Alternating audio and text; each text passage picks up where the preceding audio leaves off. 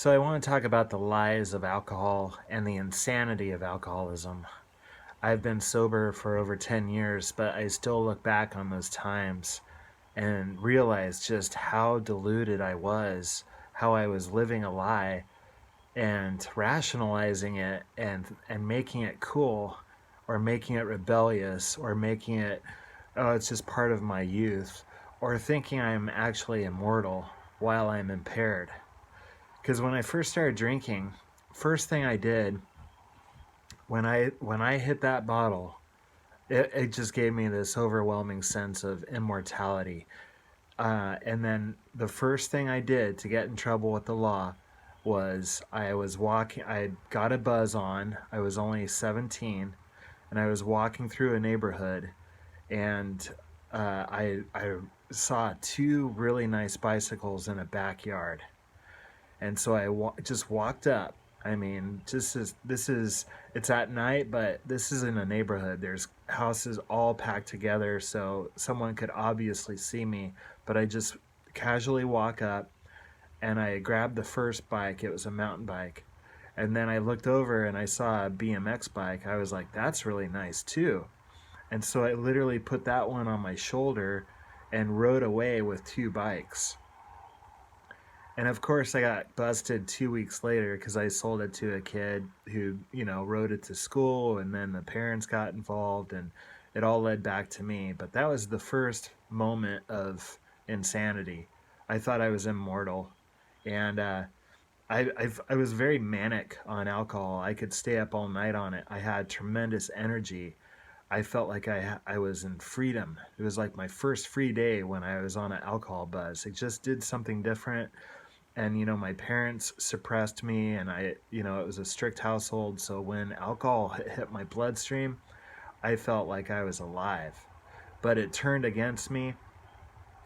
So I then got into the arts, and I was writing poetry, and I wanted to be a rock and roll star. So I looked up to the hair metal bands and the rockers who trashed their hotel rooms.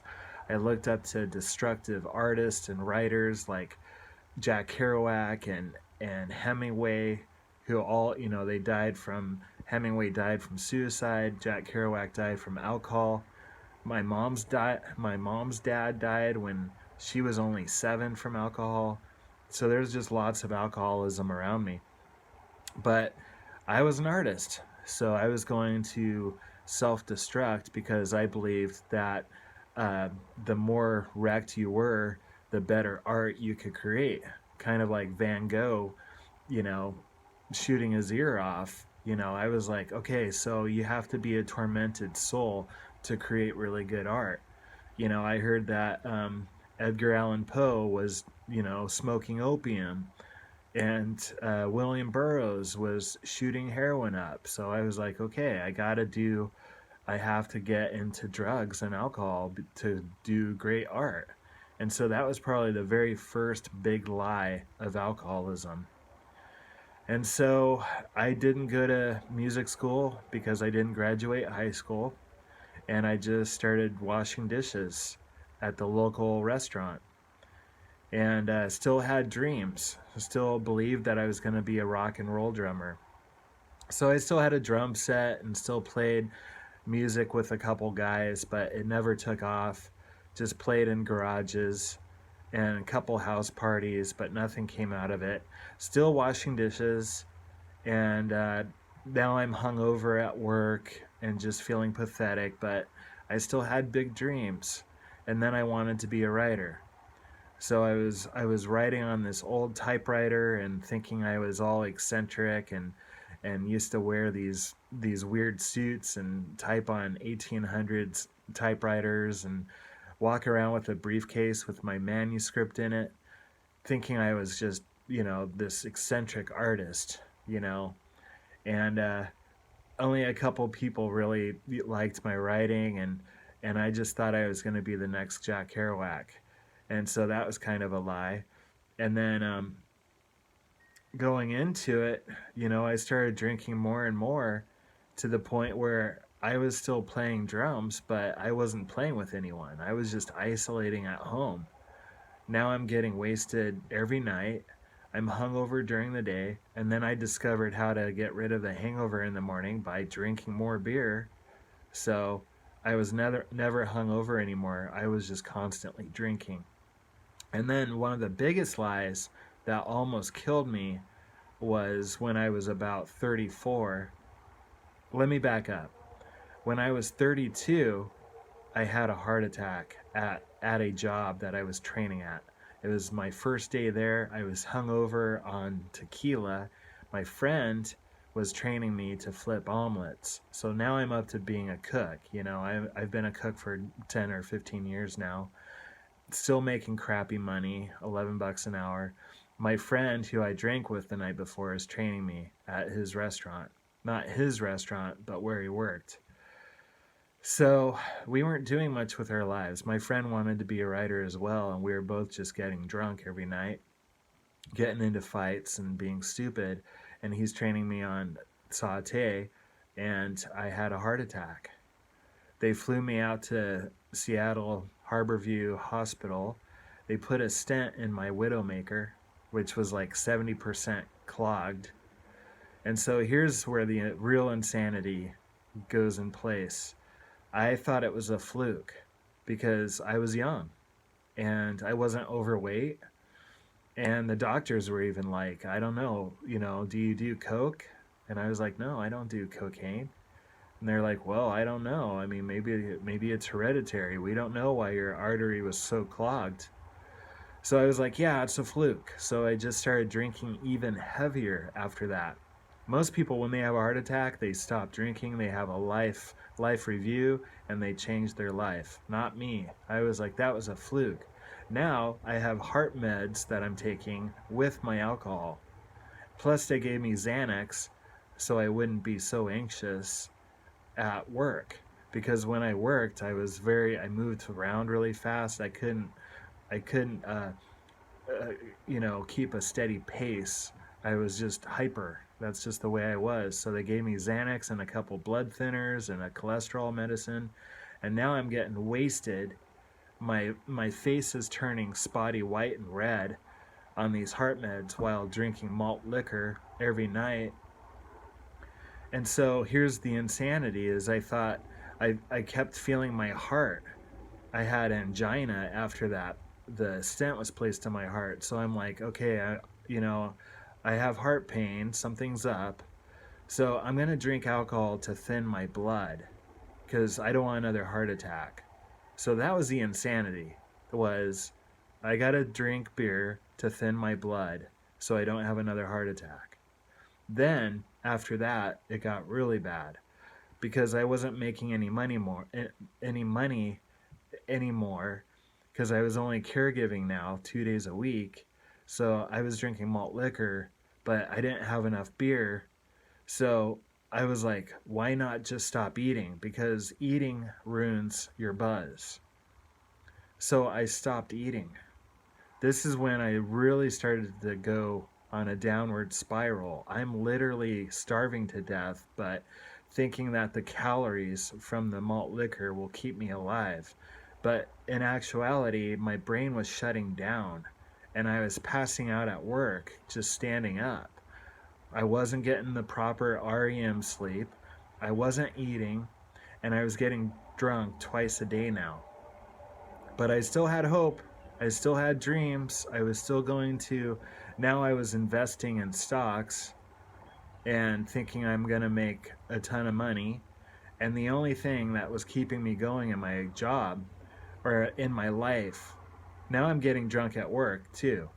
But I had a 2-hour break in between shifts. I worked from morning until night at this restaurant.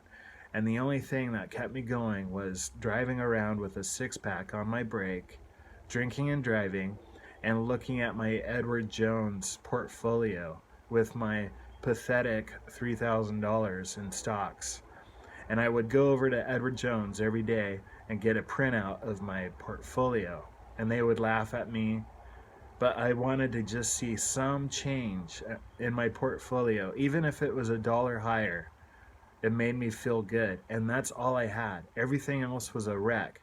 I was drinking with homeless people. I was pissing my bed every night. I had beer cans all over my floor, in my place, and in my car. My car stunk like an old musky old beer can and cigarettes. And my life was falling apart. I was only making like $200 a week.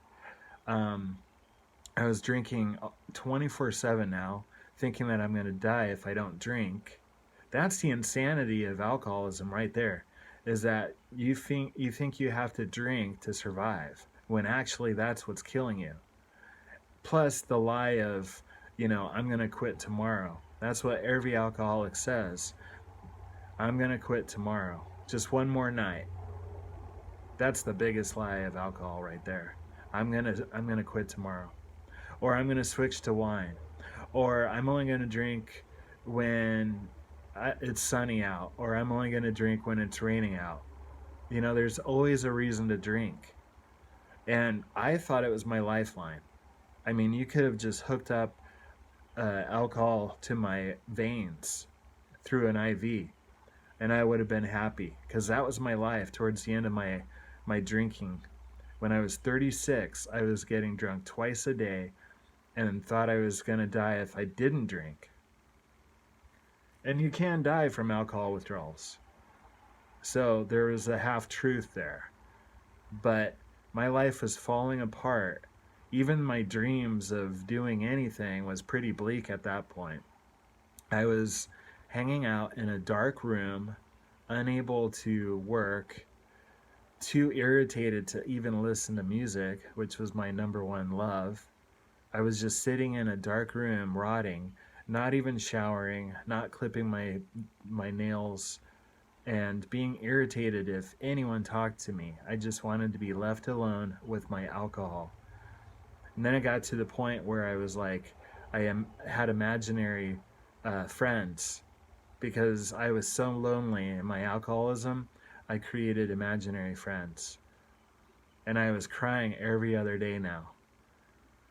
So those are the lies of alcohol. It just gets worse and worse. Even if you get sober, you could go back a year from now and start drinking again, and it'll be just as bad as where you left off. If I drank right now with 13 years of sobriety, I would be at the same place I left off within a matter of weeks. I would be drinking malt liquor. I'd be hanging out with people that drank as much as me, so probably hobos and homeless people, and I'd be homeless. This time I would really be homeless. The only thing that kept me from being homeless last time was my rent was only $250 a month. I lived in a school bus. So the drumming left. Alcohol took away that fantasy. I was no longer writing, so alcohol took away that dream. I wasn't traveling, so alcohol took away that. I was literally dying in a dark room with no friends left. So those are the lies of alcohol. It was romantic in my early 20s, but people were laughing at me. I was the town drunk.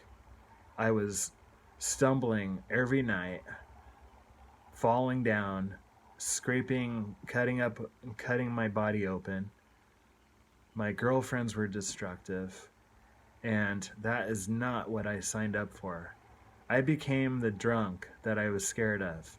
When I was a little boy, I saw a drunk person walking down the street. I was like, "Dad, what's wrong with that man?" And he said, "Oh, he's just a drunk." I didn't even know what that was. But later on, I became that person. I walked through town drunk, hitting the sides of the buildings, unable to stand up. People used to throw me in cars and would leave me for dead. And drinking and driving, I could have killed so many people. I could have killed myself, but I kept drinking. Just one more night. It's the biggest lie in the world. If you don't believe me, watch Intervention and look at the family that you destroy. It's not just you and the drugs and alcohol. Look around you. Every person in your life is pissed off or sad about you. You can see it in the show Intervention. Every single family member is destroyed by your addiction, by your alcohol. That's the biggest lie. You think it's just you against the world. You think it's just you and your drug. It's not. There's casualties everywhere. Your boss is concerned about you. Your friends are concerned about you. Your family is concerned about you. But you don't see that when you're deep in your alcoholism. You're like, oh, they just bug me.